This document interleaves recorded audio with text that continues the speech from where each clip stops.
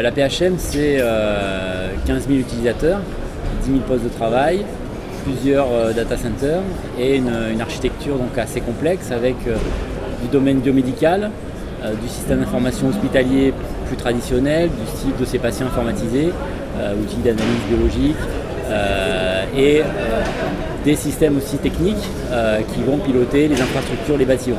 Donc 3 grandes catégories de systèmes sur lesquelles on a de la sécurité intégrée. Des utilisateurs assez variés dans leurs pratiques, dans leurs usages de l'informatique. L'identification déjà de ces acteurs-là et puis bien sûr les différents profils, habilitations associées et les besoins ou nécessités d'accès bien sûr de ces personnels-là, mais aussi des entreprises externes qui nous amènent des prestations, notamment de maintenance, qui est une problématique de flux avec l'extérieur, souvent complexe à maîtriser. Dans le monde de la santé, il y a une grande diversité d'applications, une grande diversité d'éditeurs.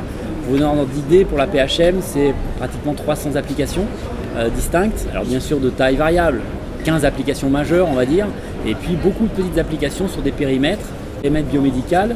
Il y a une grande part d'intervention justement des éditeurs ou des équipementiers qui sont très spécifiques, avec besoin justement d'intervention, de remontée d'informations le cas échéant. Alors la mobilité, elle arrive chez nous par deux axes. Déjà les produits de santé.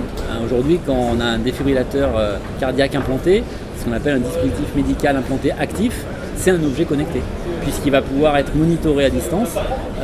Donc l'IoT dans le monde de la santé n'est pas nouveau. C'est des choses qui existent depuis longtemps, qui ont besoin d'étapes de sécurisation. Donc ça, c'est un premier élément de mobilité. Le deuxième élément de mobilité, c'est dans les usages, avec des personnels aujourd'hui qui sont de plus en plus mobiles dans leurs déplacements entre établissements et qui ont besoin d'utiliser la tablette, l'outil mobile, le smartphone, avec toute la complexité que l'on a à maîtriser ces divers composants. Alors on héberge majoritairement, on est d'ailleurs hébergeur de données de santé agréés pour d'autres établissements, donc depuis maintenant 2012, avec des hébergements successifs et un hébergement générique depuis 2017. Sur les 300 applications, c'est moins de 10 applications qui sont en mode hébergé à l'extérieur. Alors aujourd'hui, on a mis en place une propre démarche de plan de secours avec des data centers à nous répartis sur les sites, des procédures associées, c'est d'ailleurs une obligation si on veut être hébergeur de données de santé agréé.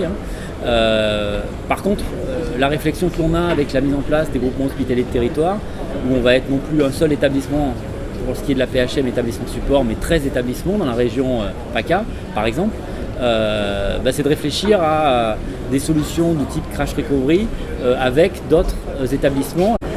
À titre d'exemple, on a fait une expérimentation sur les urgences à Marseille. Donc c'est un des plus gros services d'urgence, je crois, d'Europe d'ailleurs, au moins de France. Mais donc avec un très très gros volume de patients où leur problématique c'était d'ouvrir une session en moins de 3 secondes. Voilà. Sans ça, la sécurité était bypassée. C'est-à-dire le premier qui se démarrait, il ouvrait sa session, tout le monde l'utilisait. Pour une raison de métier, pas pour embêter le RSSI ou la sécurité. Et donc on a pu mettre un dispositif qui leur permet de faire ça en moins de 3 secondes avec un système de badge compatible avec la CPS. Aujourd'hui on est en voie de mise en œuvre de la CPS, on avait un badge professionnel. Mais là la sécurité du coup répond aux usages de la mobilité, de la rapidité et c'est un exemple, mais c'est la manière dont on peut faire rentrer la sécurité dans le monde de la santé. Il faut que ça soit plus pratique qu'avant. Notre architecture est virtualisée à 95% aujourd'hui. Et le cloud, nous on est offreur d'hébergement pour nous-mêmes bien sûr et pour d'autres. Les technologies de cloud ont des gradients d'évolution. Aujourd'hui on est dans une phase intermédiaire où on gère ce qu'on appelle une bulle HDS. Donc, le cloud un petit peu circonscrit on va dire. Cette bulle-là aujourd'hui on tente à la rendre générique, donc à faire du provisioning de ces environnements-là, donc au même titre que les évolutions de maturité du cloud. Alors, un peu des deux, j'allais dire, mais pas mal d'assemblage de produits du marché pour aussi avoir une continuité de maintien en condition opérationnelle de ces solutions. Nous, on n'est pas développeurs de solutions, donc on n'a pas vocation à investir non plus du temps à mettre au point, à faire évoluer. Donc on s'appuie sur des solutions sûres, maintenues par nos éditeurs. Dans le monde du réseau, on a plusieurs constructeurs. Justement, on ne s'appuie pas que sur une seule brique. Voilà, on a au moins entre 3 et 5 niveaux de réseau dans l'esprit firewall ou barrière qu'on va passer pour arriver à la donnée. Dans le domaine de la protection des accès, on utilise le bastion Wallix en l'occurrence.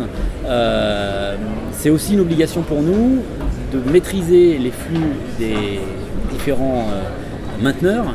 Ce bastion-là, c'est un bastion qui aujourd'hui s'étend à l'ensemble du système d'information de la PHM, dans l'esprit aussi de la directive de la D6 qui s'applique à nos périmètres, de mettre en place ce contrôle des mainteneurs et on déploie ces différentes briques et on les étend au fur et à mesure de l'évolution. We sure can't stay the same, 'cause life's a foolish, foolish game.